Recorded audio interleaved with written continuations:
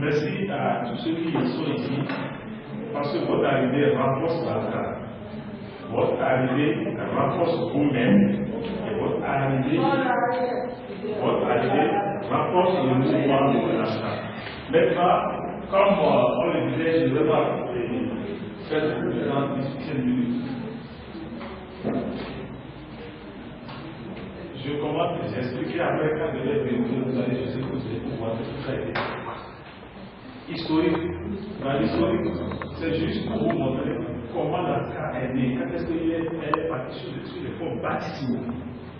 Et lorsque la CAR est partie sur les fonds baptismaux, quelle a été la suite, l'idée? Vous savez, nous sommes dans un monde qui bouge. Nous sommes dans un monde où nous avons des patriotes qui viennent au pouvoir.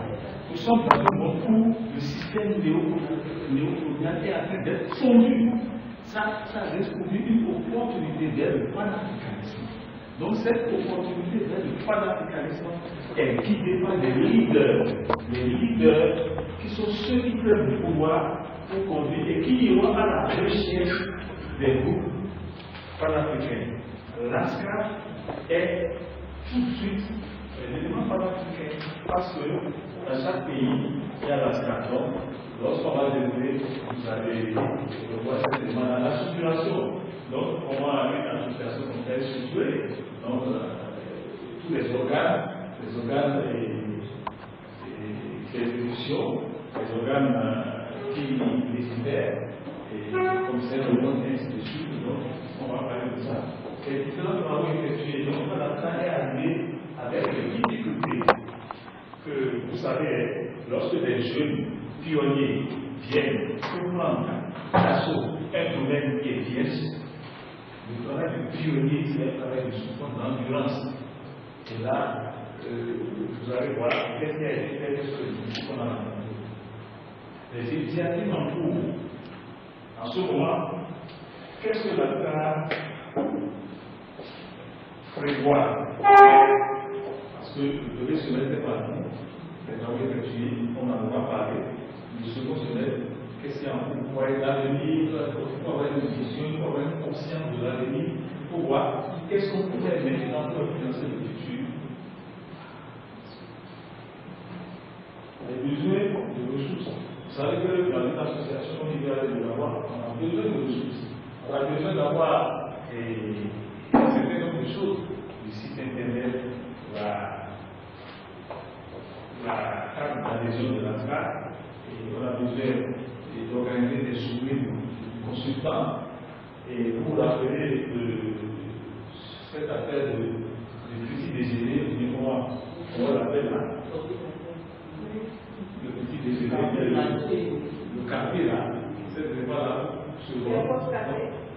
on a besoin de ressources. Quels sont les avantages? Parce que lorsque vous arrivez dans une organisation, la première chose que l'homme qui travaille avec son intérêt, il veut savoir ce qu'il gagne. Mais l'homme qui travaille avec son cœur, il dit qu'est-ce que je peux donner? Mais l'homme qui travaille avec son cœur et avec son intérêt, il a eu les deux, je donne et je reçois. N'est-ce pas? Donc, dans cet avantage, vous allez voir ce que le consultant peut avoir de l'ASCA, ce que l'ASCA peut avoir du consultant. Et ça, c'est très important. Qui sont les membres actuels du CA? Qui sont les membres du conseil au France? Voilà un peu, on va bouger. Donc, c'est devenu sur le fonds baptismaux le 2 juillet 2019 au CODIA. Suite à une assemblée générale constitutive, présidée par M. Salami Moui. M. Salami Moui, c'est un ancien de l'administration, vous le connaissez certainement. De toute façon, il est le vice-président. C'est lui qui, on travaille ensemble, c'est lui qui avait présidé l'assemblée générale constitutive. Et par la suite, il a rejoint le bureau, et après 3 ans,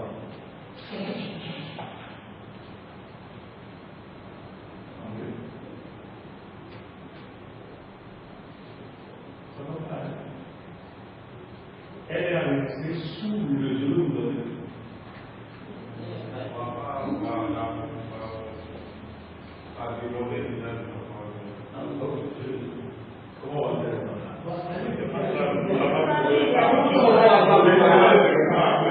les numéros dans les écrans.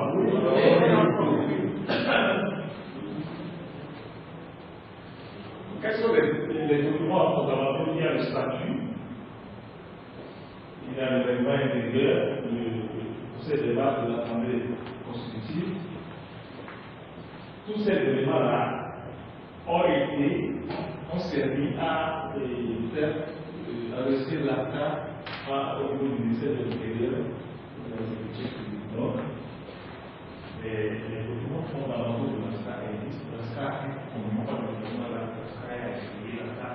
est une association reconnue australienne au Bénin. Donc, comme je disais, suite à une prise de conscience par un certain nombre de personnes qui voient la nécessité d'aider les expertises et de les valoriser dans un creuset à l'échelle des Afriques pour que les réflexions en amont des problématiques du développement de l'Afrique bénéficient du savoir-faire et du savoir des Africains dans un environnement qui concourt au mieux de l'humanisme au panafricanisme. Étant donné que les Africains, nous-mêmes là, nous ne pouvons pas attendre l'aide bilatérale pour pouvoir gérer les fondamentaux. Donc, c'est nous-mêmes qui avons installé ces fondamentaux. Parce que l'aide bilatérale, il ne dépose jamais. Donc, pour que nous puissions avoir une place et nous positionner dans l'environnement international, nous devons fédérer nos expertises, fédérer nos compétences pour devenir incontournables dans un environnement où le milieu se fait sentir. Parce qu'il n'y a pas ça. Il n'y a pas la fédération des consultants. Il y a plutôt l'ordre des agronomes, l'ordre des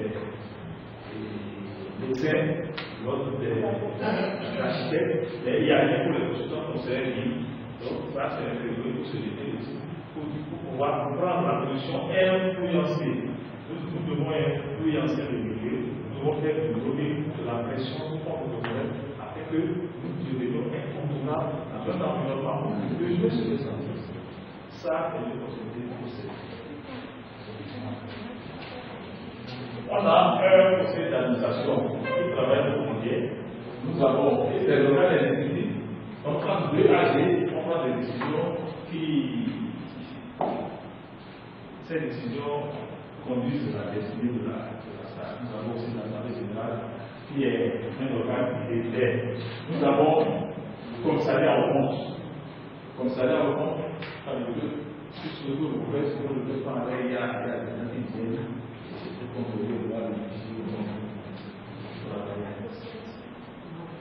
Cependant, il y a eu des moments où nous avons besoin de regrouper des gens par groupe, par thématique pour organiser quelques missions. Nous avons eu cette capacité rapide de trouver des gens qui sont regroupés par thématique pour pouvoir aller à cette mission. C'est extraordinaire. Il s'agissait, par exemple, de voir notre base de données de la restructurer, de prendre les corps de métier, de les regrouper. Il s'agissait aussi pour nous de faire des investigations pour aller voir quels sont les bailleurs potentiels qui sont dans notre environnement.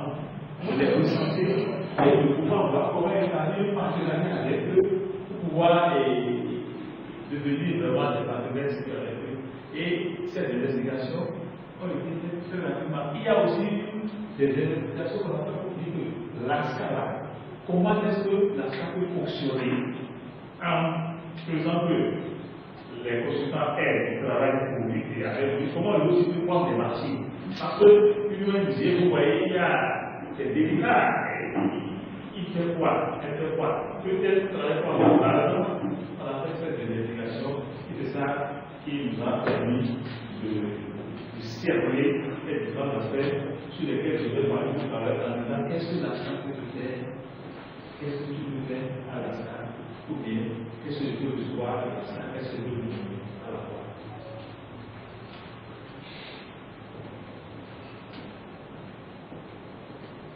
Bon, comme ce qu'on a pu faire sur moi cette année, donc la tenue régulière des relations du conseil d'administration, c'est très délicat.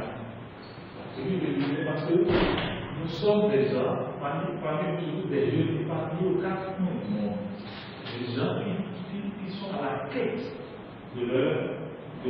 de leur vie qui ne sont pas forcément à Cotonou, qui sont au nord, qui sont au centre, qui sont partout, qui, pour les besoins de la CAF, peuvent venir à Cotonou pour une réunion de CA par mois. Quelquefois, nous sommes obligés de faire ça pour parler. Donc, ça, c'est un travail qui se fait régulièrement.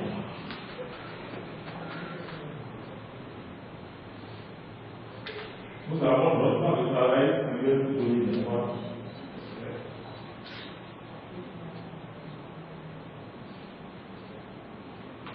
Nous avons renouvelé en normal notre animation, vous savez, et ici au moment, parce que chaque 3 ans, on vote et puis on refait les équipes. Vous êtes là, vous avez la capacité, si vous avez bien travaillé, être le conduit. Et il y a des nouvelles têtes qui doivent venir. Il y a aussi les institutions du gouvernement qui exigeaient que à telle période, il faut avoir renouvelé. Et sinon, on considère que vous ne réalisez pas. Donc, cela a été fait. C'était de la pression, mais cela a été fait. Et en 2023, conformément à la décision du ministère de l'Intérieur. Tout ça va être signé au secrétariat. Nous avons la charte. Vous savez, quand vous êtes un certain nombre de personnes ensemble, il y a des gens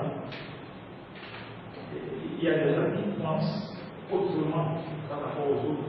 Alors, lorsque vous êtes ensemble, et que vous devez travailler pour avoir vous devez avoir une éthique comme cause. Vous comprenez? Et ça, cette cause vous permet de vous retrouver dans un même environnement sans vous heurter. Donc la charte de l'association, on l'a fait, pas facile, c'était l'État, ça implique tout le monde, ça implique vos responsabilités, vos droits, vos devoirs et un certain nombre de choses. Donc vous rappelez la charte des droits de l'homme, la charte du système des Nations Unies, c'est une œuvre éthique, une œuvre noble, qui permet aux gens de savoir où ils sont, ce qu'ils font, leur limite, ainsi de suite. Donc, on a un enjeu, c'est ça.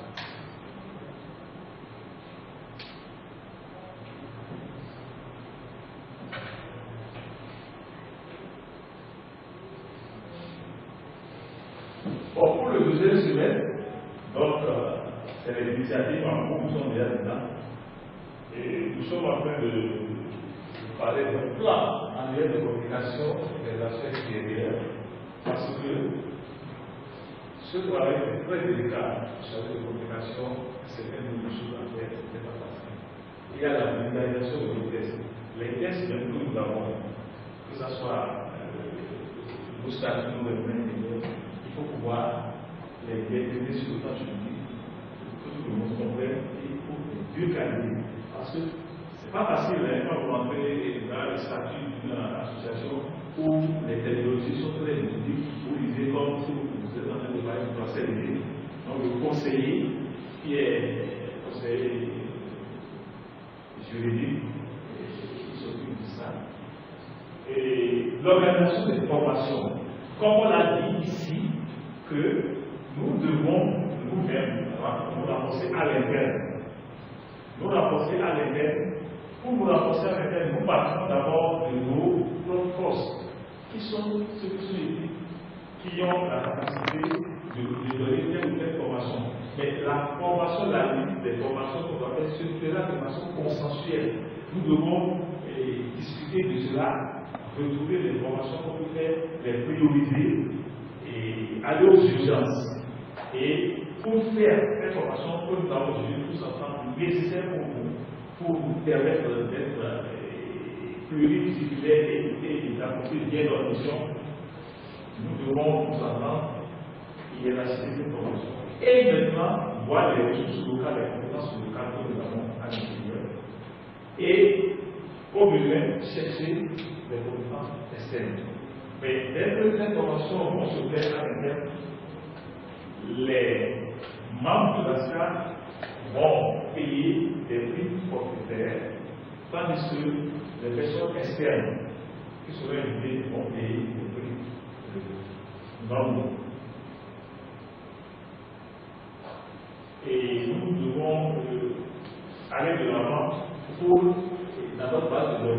la structurer de manière à avoir tous les consultants que nous avons à domaine de compétences.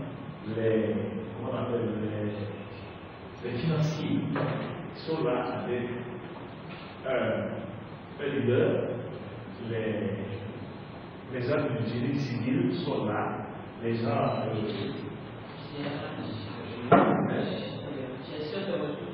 les gens surtout les gens de sont là, ainsi de suite. Donc, pourquoi structurer la base comme ça? C'est que dès que un besoin tombe, on n'a pas besoin, on sait à qui ça se fait, quel groupe ça se fait. Ils s'organisent et ils prennent en charge le document pour pouvoir sortir du document et résoudre le problème. Si c'est une consultation qui les concerne, ça ira de eux. On n'a pas besoin de dire, toi tu peux faire non. Si vous travaillez en amont, un travail très important pour que dès que vraiment le besoin se ressentir, on ne fait pas le temps.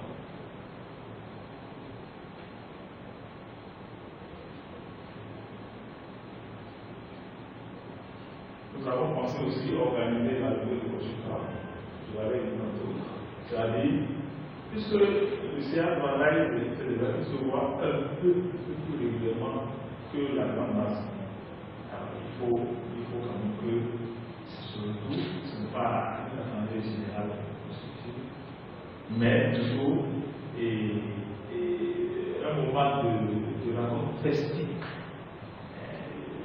On prend un thème ou quelque chose et on échange beaucoup. Et je pense que c'est une journée qui va aussi viser l'organisation parce que vous observez voilà, des choses là. Les rencontres aussi internationales. Vous voyez par exemple les CA, il y a déjà l'organisation qui est installée en Afrique de l'Ouest et aussi en Afrique centrale. Une bonne partie de ces deux régions-là. Donc, cela pousse à organiser des rencontres internationales pour pouvoir échanger sur des thématiques et essayer aussi d'apporter nos compétences pour aider ceux qui sont dans le pays. On pourra même faire déplacer des consultants du Congo, par exemple, aux demi-citoyens d'appui au délai lors du marché international d'envergure où les consultants sont, par exemple, sont besoin de l'appui. On n'a pas besoin d'aller chercher la excellence, nous jouons.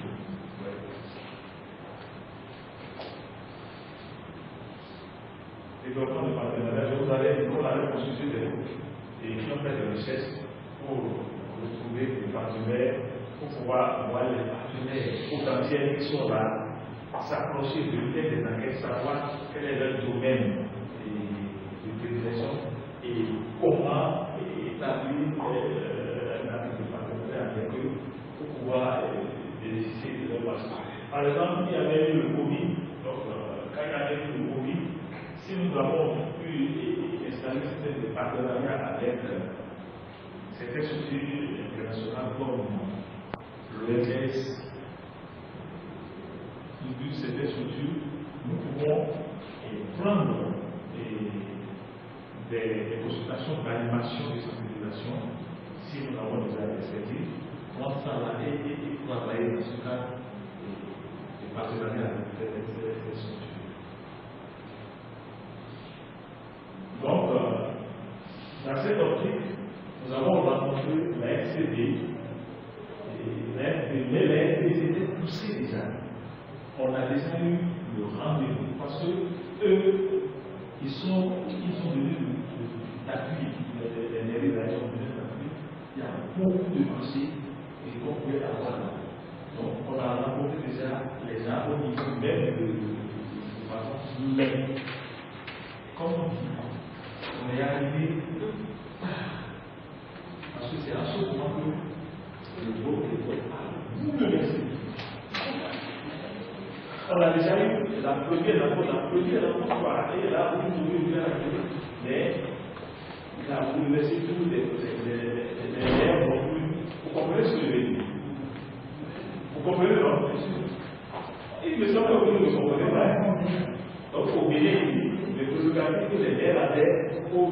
sur quoi cette chose s'est finie. Donc, on a pu